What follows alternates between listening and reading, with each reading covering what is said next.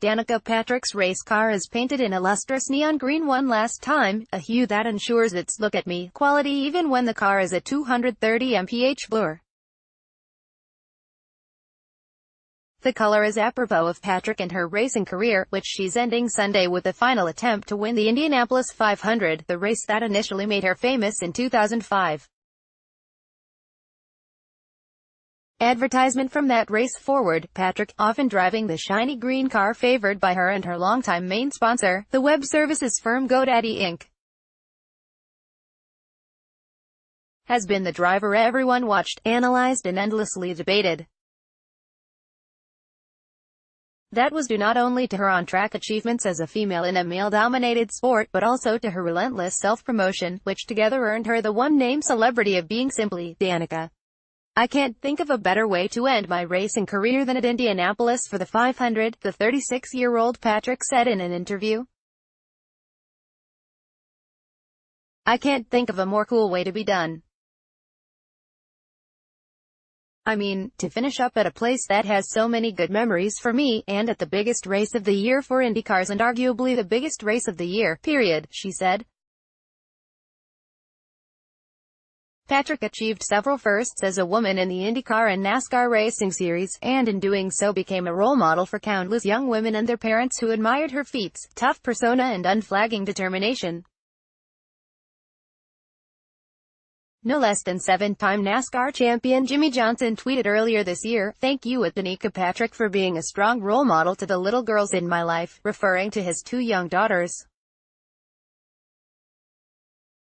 Patrick's fame also was burnished by her blunt, outspoken manner, her savvy marketing of her personal brand that earned her millions of dollars in endorsements, and by the outsized media attention she always received. Patrick's overall record on the track was middling. She had one victory in 13 years of big league racing. That fueled the debate about whether she deserved the notoriety she received and made the Roscoe native one of the most polarizing figures in sports. "I don't know that we've seen someone who is so popular when not performing as well," said Greg Goldring, Senior Director of Sports and Entertainment at the marketing arm, a marketing agency. Her impact on motor racing will be argued long after the 102nd running of the iconic race, one of the biggest one-day sporting events in the world. Patrick is adamant that she's not going to just circle the track as more than 250,000 spectators and millions more on television look on. "I'm here to win the race," she said. Ed Carpenter is hugged by Danica Patrick after winning the pole during qualifying for the Indianapolis 500 on May 20, 2018. Michael Conway, Associated Press, 121st. Despite her pioneering achievements on the track, there might not be another Danica Patrick in racing for some time, said Eddie Cheever, the 1998 Indy 500 winner who's now a racing analyst with ABC, which is televising the event. "I thought we would have seen more of a wave of young women trying to follow in her footsteps, but I don't know of one person on the horizon," Cheever said. This year's Indy 500 is the second race in Patrick's swan song, dubbed the Danica Double advertisement. The first race was NASCAR's season-opening Daytona 500 in February. After getting a pre-race kiss from boyfriend Aaron Rodgers, the Green Bay Packers star quarterback, she finished 35th after her car was collected in a crash. Now, despite having not driven an Indy-style car for several years, during which the car's design has changed considerably, Patrick has been nearly flawless this month at the Indianapolis Motor Speedway. Patrick also has a car capable of winning, one prepared by the team of IndyCar driver-owner Ed Carpenter, who won the pole position for the 200-lap race. She qualified 7th in the 33-car field with an average speed of 228.090 miles per hour on Indy's 2.5-mile rectangular oval. That was faster than three-time Indy 500 winner Helio Castroneves and former Indy 500 winners Tony Kanaan, Ryan Hunter-Reay and Takuma Sato, who won last year. As usual, Patrick's on-track exploits came in tandem with her off-track publicity under the spotlights. Patrick last week was named to host the ESPY Sports Awards show in July, with the announcement coming on the same day she appeared on The Tonight Show starring Jimmy Fallon. "I have a thing for doing things for the first time as a woman, so I'm going to be the first woman to host the ESPYs," she told Fallon, triggering an ovation from the studio audience. She also was featured on ABC's Nightline and CBS This Morning last week. Patrick stunned the racing world in 2005, and set off what became known as Danica Mania, when as a rookie she led 19 laps at the Indy 500 and nearly won the race, the late Dan Wheldon passing her for the victory. More sports. Tony Kanaan tops speed chart in final Indy 500 practice. Can he do it again in Sunday's race? By James F. Else May 25, 2018, 12:45 p.m. 3 years later, Patrick would win her only IndyCar race, in Japan, thus becoming the first woman to win a major race in a so-called open-wheel series of racing such as IndyCar. In 2009 she finished third in the Indy 500, still the highest finish for a woman in the race. Patrick drove in the Indy 500 7 times from 2005 to 2011, and she finished in the top 10 in 6 of those races. In the Verizon IndyCar Series overall, her one victory came in 115 starts. She fled IndyCar in 2012 for the more popular NASCAR Series, where her performance was even more scrutinized as she drove the bulkier cars in stock car racing, where bumping and scraping paint are commonplace, unlike in IndyCar.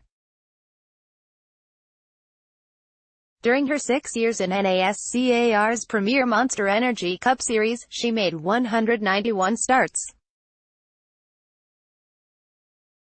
She never won a race, never finished among the top 5 and finished in the top 10 only 7 times. She became the only woman to win the pole position for the Daytona 500 in 2013, and the only woman to lead laps in that race.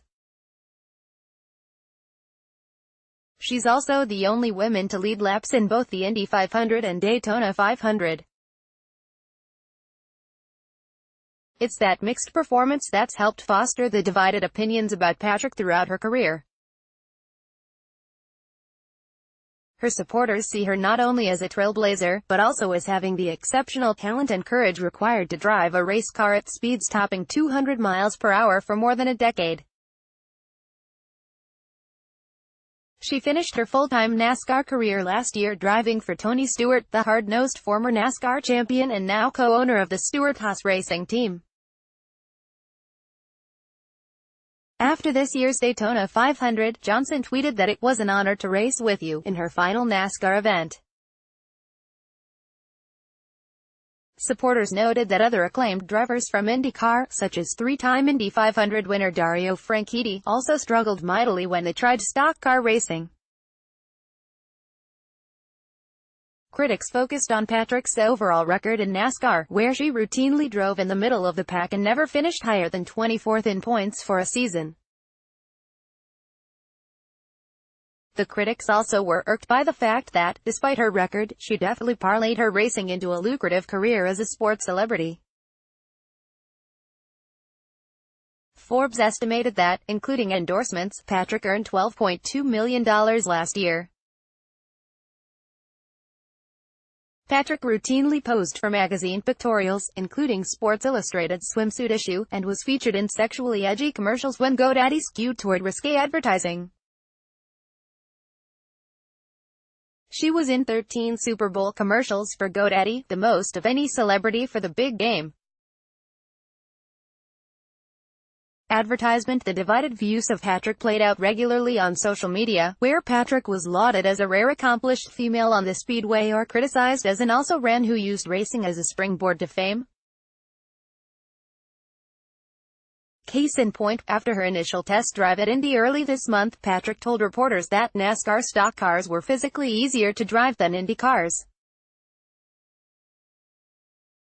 Twitter erupted as usual. "If it NASCAR is so easy, why were you so horrible?" one commenter said. Another added, "Yeah, they are easy to drive when you're just cruising around in 25th place every race." Danica Patrick talks to a fan as she autographs her new book Pretty Intense at an event in Charlotte, North Carolina, on Jan. 4, 2018. Chuck Burton, Associate Press. "When it comes to Patrick's critics, the more hardcore the racing fan, the more adverse the reaction, which has little relevance to her popularity," said Goldring, the marketing executive. Goldring cited Michael Strahan, the former football great who became a TV personality, and said, "Nobody now looks at how many wins and losses he had as a New York Giant after she leaves racing. Patrick will focus on her entrepreneurial endeavors, which include the Somnium Wine Vineyard in Napa Valley, a wellness book titled Pretty Intense, and her Warrior clothing line." She also admitted to reporters last week that, "My ego is going to have to cope with not being the center of attention as often. The ability to affect people and inspire people is really powerful," she said. "I've never overlooked it. I honor it and try to do a good job with it." That ability obviously would be enhanced if she wins the Indy 500, and takes the traditional sip of milk in victory lane, as the send-off to her career. "If the moment comes where I do win, it's hard to imagine how amazing it would feel," Patrick said. "It's impossible to imagine or put into words. Indy 500 history is littered with drivers who had fast cars but failed to win for a myriad of reasons, from botched pit stops to crashes to running out of fuel. That said, can Patrick win Sunday?" Cheever said she stands a solid chance, if she can have a good start, have one good pit stop, change the car with adjustments, have a few confident passes, and then have her steam start to build as the race progresses. "Does she know how to do it?" "Absolutely," Cheever said. "Is she willing to push it to the level you need to in order to win here?" "I don't know." James.Peltz at LATimes.com. Twitter, @PeltzLaTimes.